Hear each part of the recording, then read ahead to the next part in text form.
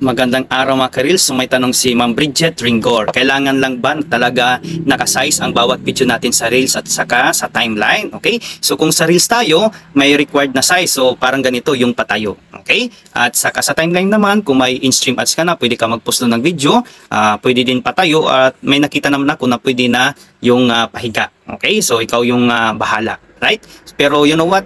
Before ako na-invite sa ads on reels, right? Mayroon ako mga videos na hindi nakatayo, di ba? Nakahiga siya. Okay? Pero na-monetize naman ako kahit nakahiga yung ibang videos ko, right? Pero kung maaari, mas maganda yung patayo na lang kasi yan talagang required na size sa reels. Okay? Kapag natin na I know kayang-kaya natin yang gawin, mas maganda sumunod na lang tayo kasi mahirap na mag-viral yung video na yon. Okay? Pero yun lang ang problema. Diba? Hindi nakasize. Right? So I know kayang-kaya natin yan. Tuloy-tuloy lang tayo sa pag-upload at kumbaga mayroon tayong makukuha dito. Mayroon tayong mga lesson na makukuha sa reels. Okay?